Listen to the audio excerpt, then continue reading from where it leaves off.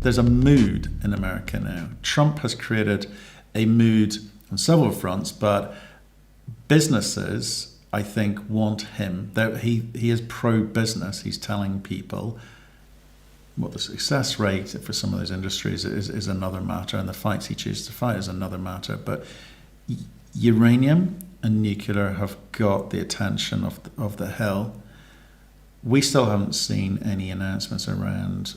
We've seen lots of announcements, no announcements around the commercial component. What is the government going to step in and do? How much money are they going to put forward? We talked last week. It's going to take billions of dollars. We're still not hearing that kind of conversation. It's just all combative without any substance. So do you think it's coming down the line? Or again, I keep coming back to this question, is this just electoral rhetoric? So two things there.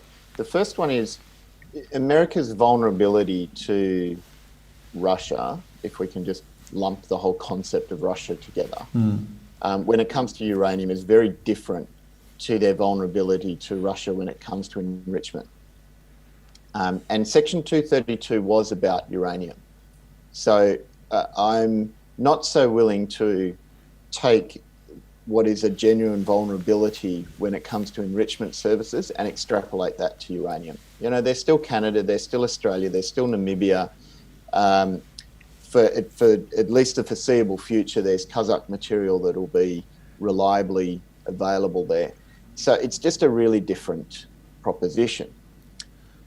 But the second point that I'd make is that the strategy adopted that was articulated in that report, I think is very sound. They're saying we've got a fairly limited strategic reserve at the moment. It's what they've got at the moment is only enough for about 7 reloads. So if they did find themselves becoming too vulnerable, say, to Russian enrichment, and there was a spat and that was withheld, well, they don't, there's 90 reactors there, right? So 7 reloads doesn't really buy them very much time. So the strategy then of building up that reserve from 7 to what really needs to be more like 22, it needs to buy them a good solid year, if not 2, of buffer time. That's a solid strategy, and that's something that I can really get behind and agree with. And the idea is they want to take that uranium that's talked about, then they want to make sure that they've got conversion that is re-established in the US, so they can then use that uranium, push it through the conversion cycle to create the demand to get Convidine up and running again at Metropolis Works facility. And then they're talking about we need to enrich that material so that their stockpile for strategic reasons as a primary form of mitigation against this vulnerability that we're talking about is sitting there in EUP. And then it's just fabrication, and the US exposure to geopolitical interference in fabrication is actually very small. Okay. No, I buy that argument. You mentioned something that you said, US has got, in terms of, you've still got Canada, you've still got Australia, you've still got Namibia. They need friends. It's a very combative environment at the moment. There doesn't seem to be a lot of friend making going on at the moment, because which brings us on to the topic again we talked about last week, which was the Iranian sanctions. Right? There has, at the time, there hadn't been a response. I think there was a response by a Russian senator, but that was it. But now we've got the French, the Germans, and the UK have come out and said, we regret the US's position on the Iranian sanctions. China has come out and effectively said, forget it. If anyone wants to, we're cracking on as normal, and if anyone wants to join us, we would welcome them. The Russians, I think there's no official statement from them, but I can imagine it's going to be something along the lines of the Chinese. So if America needs to deal with this, we talked last week, said it's not a big enough deal commercially for countries to go to economic war with the US, and we've seen Trump's temper tantrums in effect with China. Even the Chinese wobbled a bit there. So Europe's not going to do too much about it, but it's pretty strong language that for Europe, they're using there about their belief that the US has called this wrong. So is the US going to back down, or is it going to courage of its convictions and carry on as normal? Well, that language has been used consistently right back to May 2018, when President Trump unilaterally withdrew in the first place. And it doesn't seem to have swayed the decision-making too much in the meantime. We've seen a willingness, I think, from the administration to rub up against its allies and its friends as it suits them. So I don't think that's going to be particularly persuasive. It is strong language, but there was a huge diplomatic effort back in 2018 to try and dissuade the administration from leaving the JCPOA. And that ultimately was ineffective. We don't know just how much they managed to slow the process down, and perhaps they did. Perhaps there was enough discussions behind closed doors, but it ultimately didn't succeed in trying to pull that deal back together.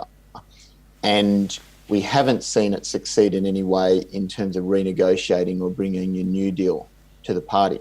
The other thing to bear in mind with China is they can't really do anything in the US in the nuclear sphere at the moment either, because they're largely unable, through either the trade dispute or through direct sanctions on some of those Chinese nuclear entities.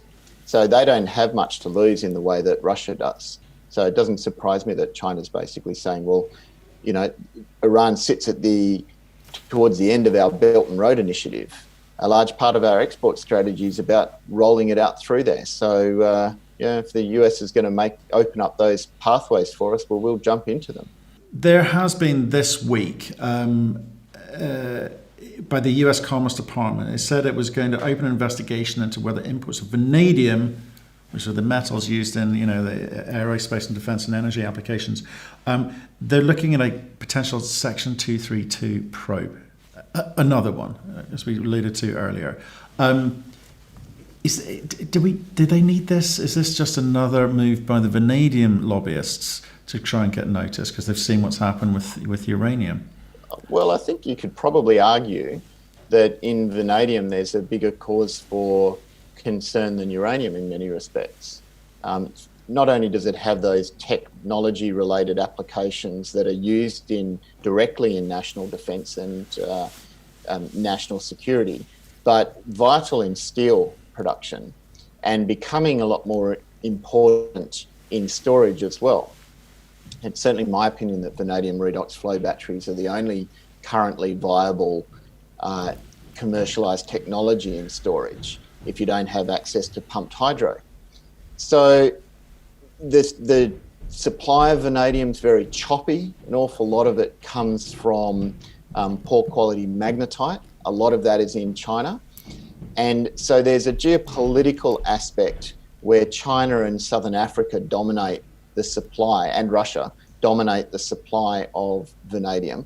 But there's also a commercial choppiness as well, because in many respects, the supply of vanadium operates not according to the vanadium price, but according to the iron ore price and how much of that lower grade magnetite is being pushed into the market. So you've got compounding geopolitical and commercial vulnerabilities there. What makes it interesting for us in this conversation is an awful lot of the vanadium that's been mined in the States has been mined together with uranium, as we've seen with energy fuels, for example. And so anything that benefits or helps along vanadium is presumably going to help along a number of different traditional uranium deposits as well, conventional mined uranium deposits as well.